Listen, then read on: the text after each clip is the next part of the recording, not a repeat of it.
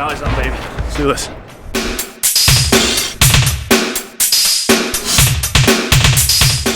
Hello, everyone, and welcome to Around the Valley. I am your host, Will Zimmerman, joined, as always, by my Maxim Top 100 model, Kyle McClinovich. Stop, Will.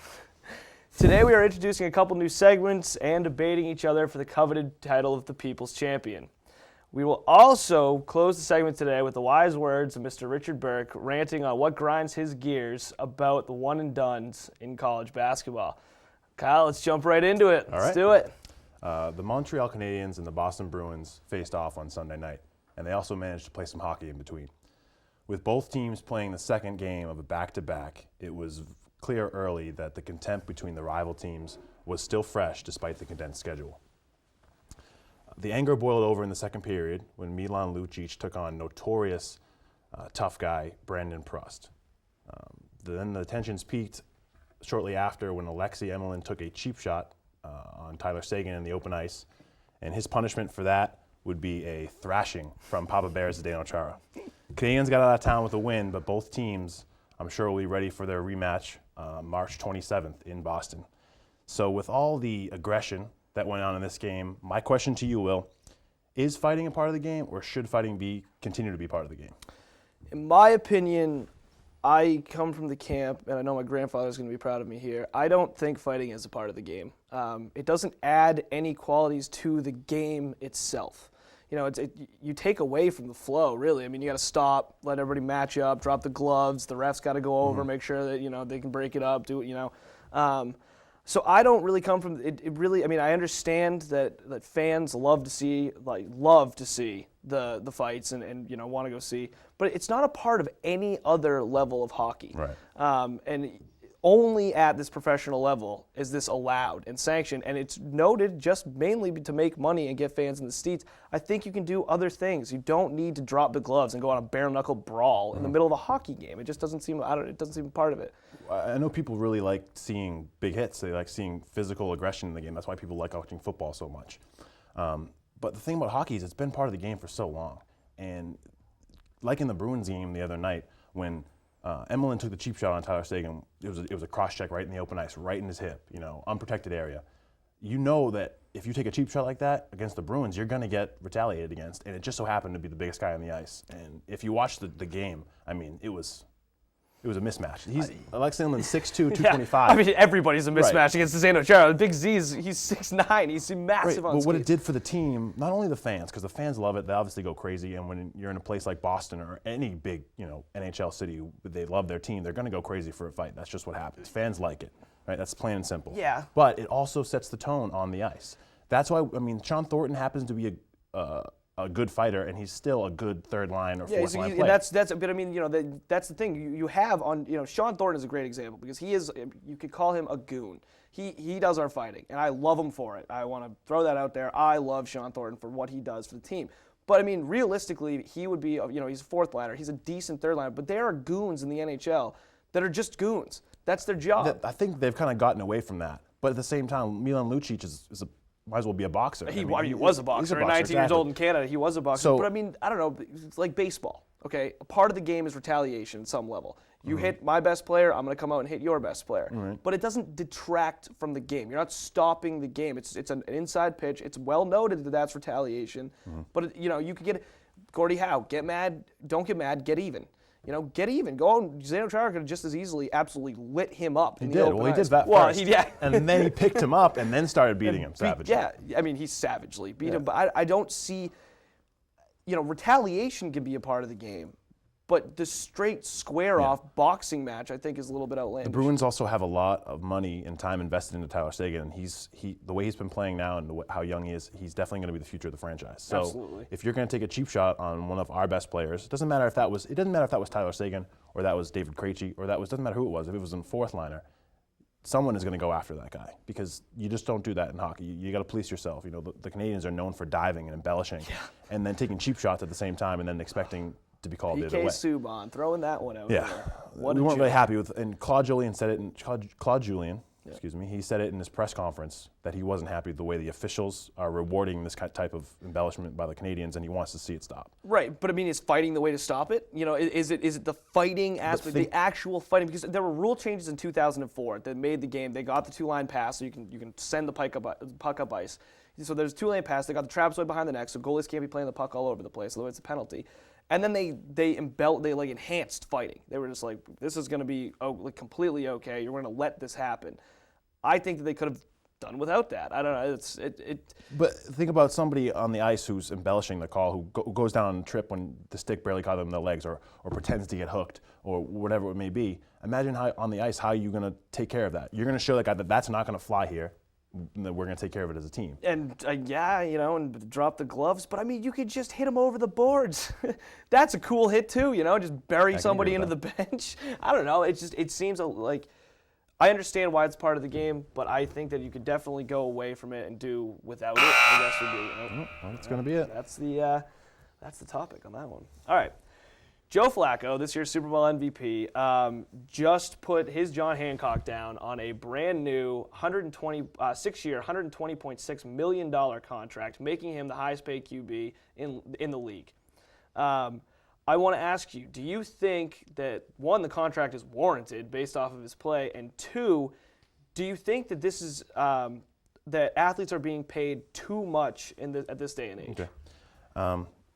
If you look at Drew Brees and Peyton Manning, Ben Roethlisberger, and Tom Brady, these guys are all making less now than Joe Flacco. Way less.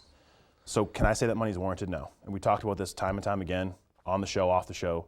I don't feel that Joe Flacco is elite quarterback, just because, I mean, his postseason record is good, and I'll give him that. But then again, so is Tom Brady, so is Aaron Rodgers, so is Drew Brees, who've all won, championships. He's won one championship. He had a good team. I guess we'll see. He took a chance and didn't sign a contract earlier, and it paid off for him. It did.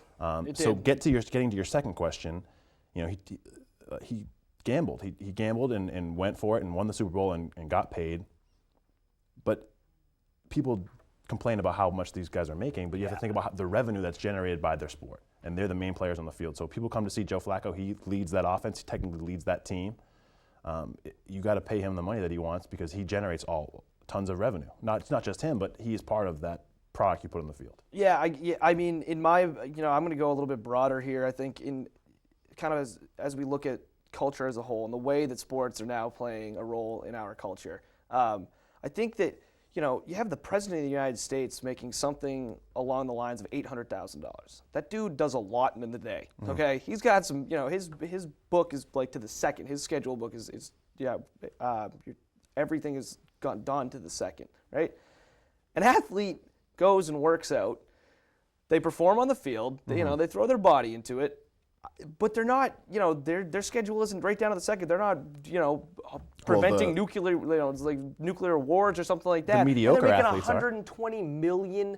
Okay, well, Joe Flacco, I'm sure, has his workout regimen and his film room, and I know Tom Brady does, to the minute, to the second. They're regimented. That's what they do. The mediocre athletes, I'm sure, can go out and have freedom and do these kind of things, and I'm sure they have time to spend their money. But you need to reward the guys who put out this kind of product on the field. I guess these franchises are billion-dollar franchises. Some of them, the Patriots is a billion-dollar franchise, the Cowboys, and so I guess you can say that you do generate the money to pay your employees, but it's like you're putting sports ahead of the presidency. You're putting sports ahead of any type of academic. What is the presidency's profit at the end of the year? Negative billions, right? So you can't theoretically be given. Imagine the revolt if the president is making multi-million dollars. It's like your CEO who's making. But can't you throw $120 million then to like a Pulitzer Prize, and give it so that people want to write instead? I mean, we're paying athletes, right? And I mean, the age-old argument is that some of these kids don't, and we're going to get into this in a little bit. Some of these kids don't get the educations they deserve, and that's where the money is. So we're just kind of chucking away academics or anything else like that because, I want to make $120 million over 6 years, absolutely. So of course I'm going to drop everything in and focus, if I'm good at football, focus all the time on football. Okay, so Joe Flacco, he's making $126 million, and not all of it is guaranteed. No. But going back to the point about about the presidency. Until people are making like arts or Pulitzer Prize, until people are going out every day and spending money on tickets to go to art shows and tickets to do all these kind of things in society, people go to the ball game. People bring their kids. People buy food. People buy jerseys. I buy jerseys. Everyone We does wouldn't it. be here without We the watch them multi-million constantly. dollars. We're talking. This whole show is us talking about these teams who right. generate all this money, and we're focused so much on this. So until something else is that popular and is that engaging with the population, it's not going to be. But I mean, if you generating money. but then the argument comes, you could throw it back. If you throw money into, like you do allow an artist to make millions of dollars, which I guess you can. But not many do, especially in their lifetimes. It's mostly based on their popularity, their record sales. But if you allow, more people are going to be artists, more people might pay to see the arts. So if you chuck an actor's salary, everybody goes to see the movies. If a stage actor was paid $120 million, and everybody wants to do that now, then people would go to see the games. The stage actor needs to be compensated by how much they're producing. If the show itself doesn't generate $1 billion, there's no way that they're going to get paid. But if everybody, oh my God! All right, so it's beautiful outside. Let's get away from the business aspect of sports, and I want to talk briefly. Kyle and I caught up with some of the UMass baseball team, putting in some extra work in the cages at the Boyden Gymnasium. So I want to send it over and talk to Ryan Cusick real quick about the baseball season.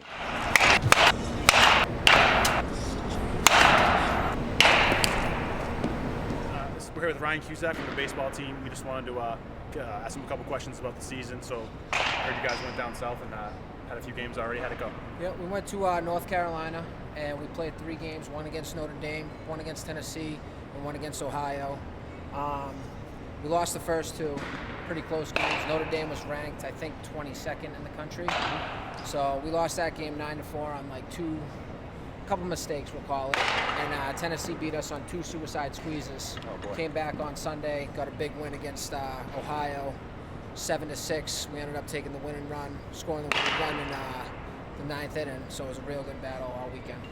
So you guys got a couple more games with Texas this weekend, right? Yeah, in we Texas. got. I think we got Lamar for 4 games down in Texas this weekend. So that should be nice, seeing some warm weather. Definitely. And being able to let the bodies, warm up, right? Get adjusted to playing in the warm weather, which is always the best part about playing baseball. When are you guys gonna be playing at UMass for? When's the first game? I think March 28th or March 22nd or something like that, right around there. All right, so we'll get everyone out there to the field so we can watch these guys. And good luck in the next couple Thank weeks. you. All right, Thanks a lot, man. I appreciate it. All right. Definitely. Okay, welcome back, everyone. We here at Around the Valley are excited to introduce a good friend of ours, Carl Danoff, to the show. Carl's a journalism major here at the university, and he works for UMass Athletics Media.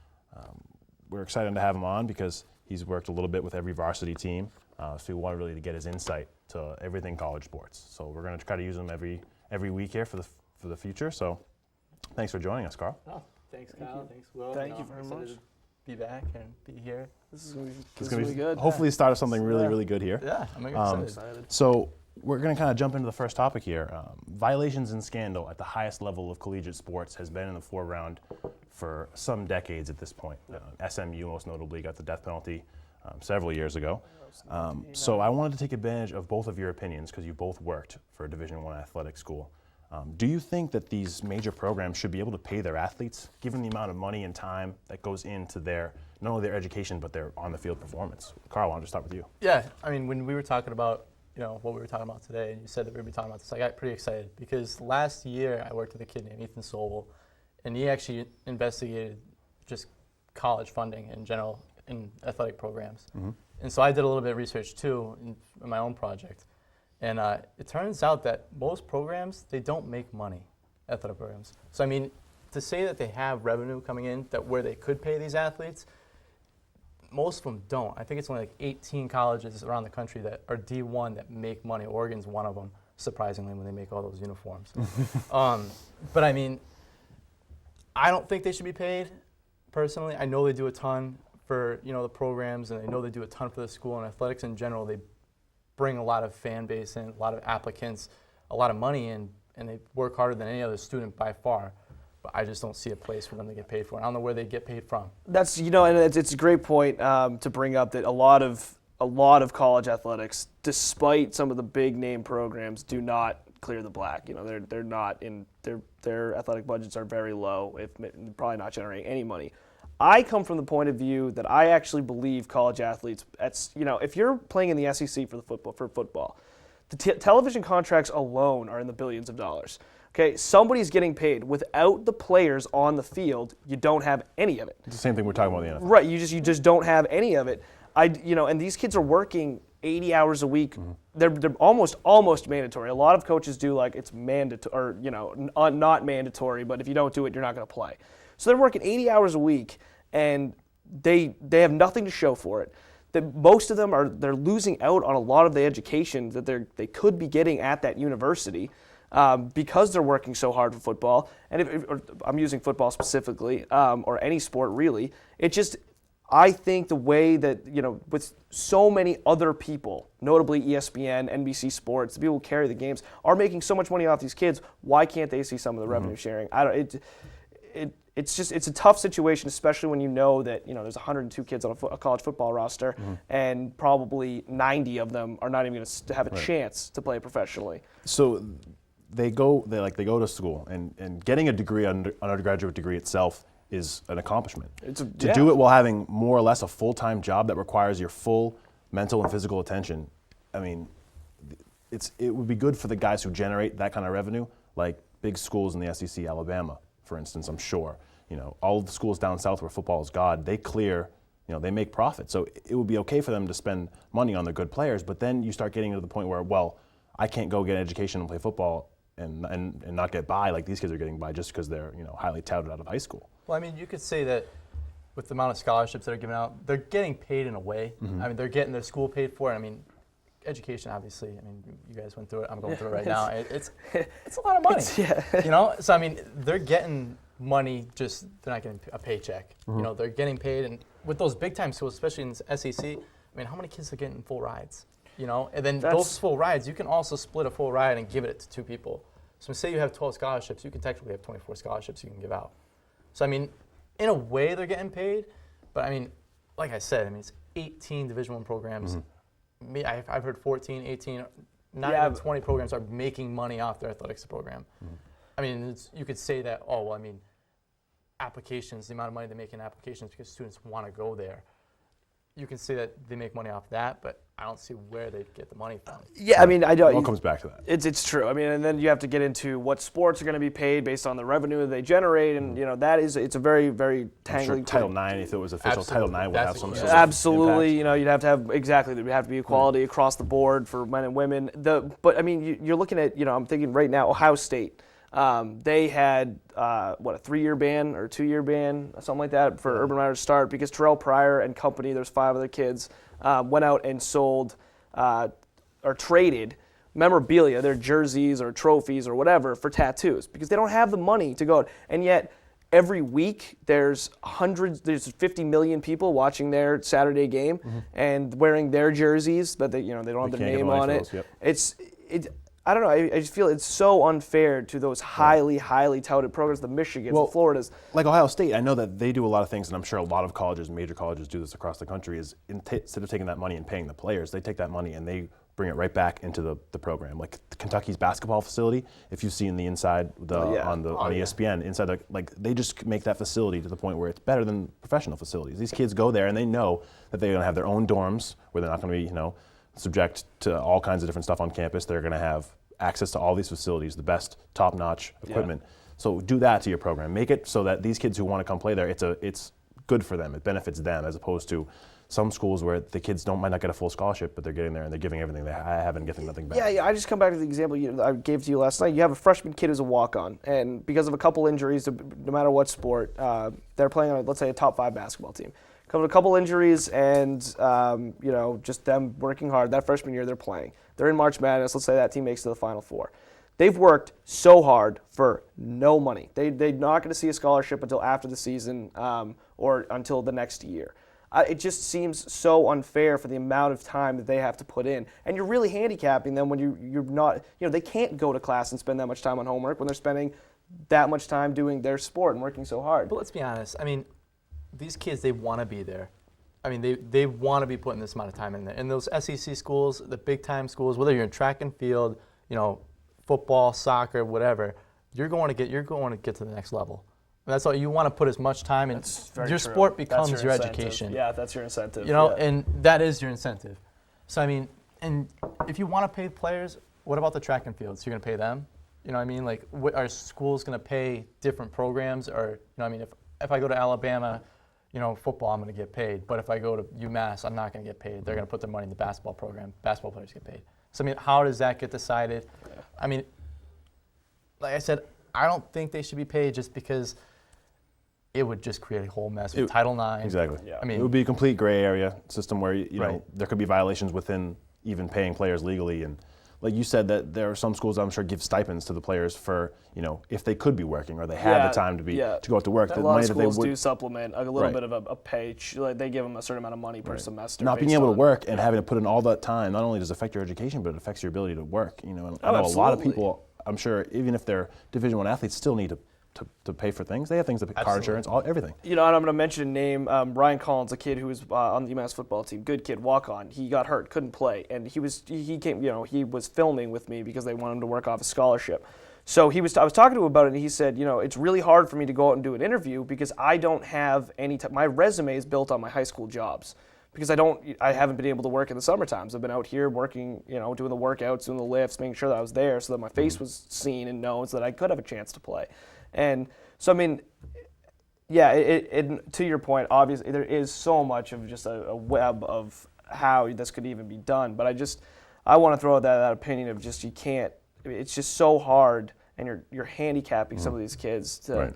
And you're handicapping smaller schools that don't have the budget to facilitate paying players or giving them bonuses. True. Yeah. You're taking every mid-major out of the equation if you're talking about a top recruit. And even though they may be leaning towards a school, if a school can provide them a car and all these luxuries that they wouldn't have, why wouldn't you play there? Absolutely. As a young person. These college athletes, I mean, they're a different human being. I mean, they're put in situations at such a young age where they need to be able to decide, do I put my time and effort into my education and work for the future, or do I really take these 4 years and run with it and see if I can make it pro? Mm-hmm. Do I stay healthy? Game. Can I stay healthy? What do I need to do off the field? And then you can get in a whole other conversation. Exactly. What you're doing off the field. Because they're scrutinized from 18 to 21. They're scrutinized. Right. They might be scrutinized from 14 to 18 just to be able to get those recruiting. Especially now, because we look into prospects way earlier than we ever did, or at least in the mainstream. Sophomores, I mean, kids in the Under Armour All-Stars. There was a kid that I just saw that Alabama has been going after who was an 8th grader. He's 6'1", 200 pounds. He's USC an 8th is the grader. same way. Yeah, it's ridiculous. I mean, that is nuts. It's just, I don't know. It seems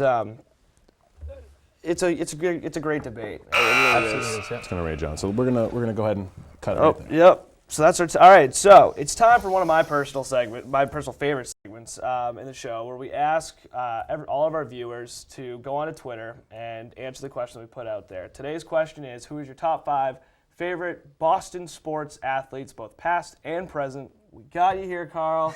Love to hear your opinion. What do you got for us? Before this all started, you guys mentioned, I think the tweet was favorite sports Figures. Yeah. So I originally had Bill Belichick in my 5 spot. That's perfect. Okay, That's what I was trying to facilitate with the question, something like that. The pre-conversation we had, Ted Williams is number 5, and then it goes. You can put him anywhere, I'm sure. Yeah, Pedro Martinez 4. Okay. 3, I got Nomar Garciaparra just because he was my childhood hero. Absolutely. You're a shortstop like him, yeah? Oh yeah, sidearm and everything. Oh, you have to. Got mad. Love the elbow? Gloves, Oh yeah. Oh, my elbow's done. I don't play anymore. Yep.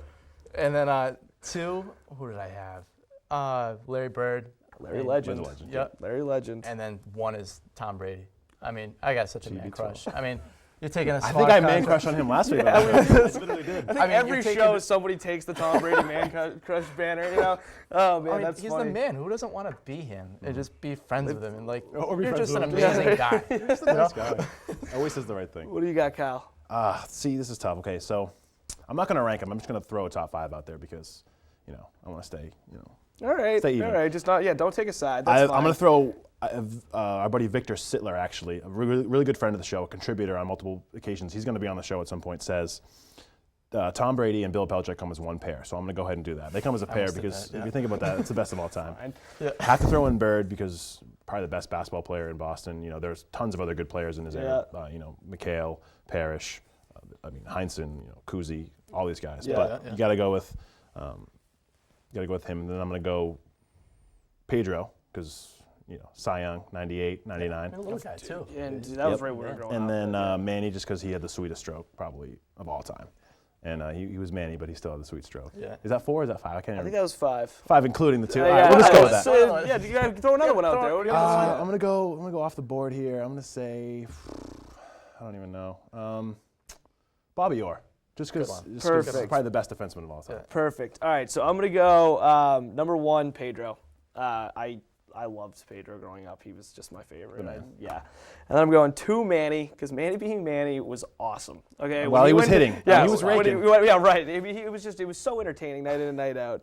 Then I got Paul Pierce. Grew up watching him. Been in Boston. Truth. He got stabbed 11 times in Boston. Like that's got to make you somewhat of a 11 times. You can still see the swear.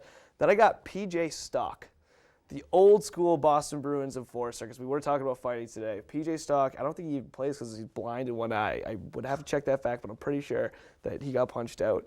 Wow. And then number 5, this is going to be an interesting one, Eddie House. Because his kid was awesome to watch during the 2008 run to the NBA Finals for the Celtics. I like you going off the board there a little bit. Yeah, like I love Eddie House. That's- yeah, And obviously you got to pay homage to the Bill Russells, the Larry Legends, the wouldn't be Teddy Boston Ball sports games. without There wouldn't those. be Boston sports without him. But I had to, Eddie House, man. His kid was awesome. His And he kid hit was the threes from the best. corner all the time. All the time. Like just buried him. All right, so yeah. We're gonna cut out to a segment of us reading some of the tweets from you guys. So stay tuned for that and hang tight. Hey, we're here in the control room at Amherst Media, and this right here is where all the magic happens, behind the scenes at Around the Valley. So we wanted to come here and read a little bit of the Twitter responses that we had for this week. So we asked you your top 5 Boston sports figures. Didn't get quite as many responses as we're used to, but we're definitely going to read them off anyway. Really appreciate the input. Good friend of the show, Victor Sittler, is going to be on here next week. He was in here yesterday giving us some pointers and some tips on what we should put on the show. He says, Teddy Ball Game, Noma, The Truth, Bill Belichick and Tom Brady is 1, and Pedro. Tony, my buddy Tony says Bobby Orr, Tom Brady, Teddy Williams, Larry Bird, Bill Russell. Kevin Keeley says The Burge, Patrice Bergeron, Tom Brady, Teddy Bruschi, Dave Roberts, Zdeno Chara. And my buddy Terrence says Bobby Orr, Tom Brady, Larry Bird, Ted Williams, Bill Russell, pretty much the same as Tony, just different order. That's all we have for this week. Send them in again this next week and we can read them off. And then we'll probably have another question for you for next week's show. Back to you guys. So the crew has deliberated intensely this week. And This is a hot debate. yeah, this is a good debate. Since I'm announcing it, I'm sure you can tell that Will this week has won the People's Champ. So I'm going to get the trophy for Yeah, Will right? here. It's finally, exactly. Get some love here. Go ahead and just go ahead, take the floor. Take my trophy, my Reptar. All right. So, because this week I knew I was going to win it because I had it. I was feeling it. I was feeling prepared today. I actually planned out a little bit of a rant here. So, I'm going to read this off for everybody. All right. Sports has always meant something near and dear to me. From growing up playing Little League to pick up games in the rec center as a college student, activity has always been a major part of my life. Recently, First Lady Michelle Obama has embarked on a nationwide tour to celebrate the 3rd anniversary of her Let's Move initiative, which she set up to help stop the spread of childhood obesity. For too long, school systems have viewed physical education as a special subject, one that is not viewed as a core requirement. Likewise, high school student athletes are being required to pay fees to participate in organized sports, sometimes at a cost that is near impossible for families to meet. These types of actions have led to America becoming far and away the most obese nation. It is a travesty that activity-driven curriculums and athletics are being thrown to the wayside because of budget cuts and town politics. Sport teaches you invaluable life lessons, like how to work together, how to compromise for the good of the team, which, by the way, our Congress could use a new lesson in, and be able to communicate with others at a very fast pace.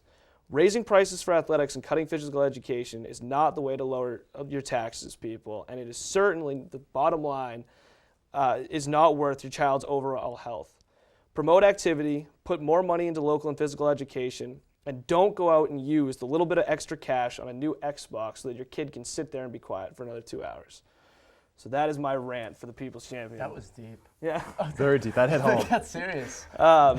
All right, so now we're going to throw it over to the wise words of a great friend of the show, Mr. Richard Burke, and he is going to give his 2 minutes on what grinds his gears about the one-and-done rule in college basketball. Will, Kyle, huge fan here. Pleasure to be on the show. Want to dive right in here because I know my time is limited. The one and done rule in the NCAA. I'm going to talk about it from two perspectives. I'm going to talk about who it hurts and who it helps. I'll let you at home be the judge of whether or not this is an effective rule. Who does it hurt? It hurts the kids. It hurts these individual kids who are forced to go to the NCAA, risk injury, risk their livelihood moving forward. And not only that, these kids' reputations are being ruined, some of them. Shabazz Muhammad has been catching flack all year about how he's not a team player. He doesn't wear the team shoe. He brings a Louis Vuitton bag to the game. Well, let's hold it for a second and realize this kid doesn't belong in the NCAA. Is he getting money on the side? Of course he is. Does he have a Louis Vuitton bag? Does he want to put his Jordans in it? Of course he does, okay? He sees them at the All-Star Weekend. He sees them in the NBA. That's where he belongs anyway, and he's the one who looks like a bad guy in all of this. And now on the other side of it, you look at the institutions, the good institutions that fight day in and day out to recruit and build their players and put them in a position where they might be able to compete for a national championship. You are compromising the ethics of these great programs by having this rule out there. Now they have to go after the one and done. They have to pay these guys. They have to, like I said, compromise the ethics that which we have known them for over the last 100 years to get these players. And now while you're compromising the ethics of these good programs, you're playing right into the hands of the Kentuckys of the world, of these bad programs that thrive off one and done. You look at Kentucky last year, Anthony Davis, Michael Kidd-Gilchrist, they belonged in the NBA. Of course they won the national championship, okay? They were head and shoulders better than anyone they played. So it is just bad for the game. The integrity of the game is being ruined. And now I know I'm coming up on 2 minutes, so I want to just take a second to look big picture here. In the past, did kids make the jump prematurely? Yes, they did. But let's look at what happened to those kids. Their careers were ruined, yes, but they signed a contract and had guaranteed money in excess of $300,000, $400,000, some in the millions. Do you feel bad for them at home? Because I don't. I feel bad. You know who I feel bad for? I feel bad for the kids whose hands are being forced, because this is America. This is the land of the free and the home of the brave, and these kids' hands are being forced and told, no, you're not ready to make the $1 million which you are due. It is blasphemy. It is outrageous. I hope you guys had as much fun as we did. Gotta go on the right camera. Can't even look at the right camera anymore. And I'd love to thank Carl for stopping by. We can't wait to do more with you. This was Next week. Hey, don't knock over the trophy. Sorry. And I'd love to thank my co-host Kyle. Everybody have a great week. Let's hope some cool stuff happens in sports.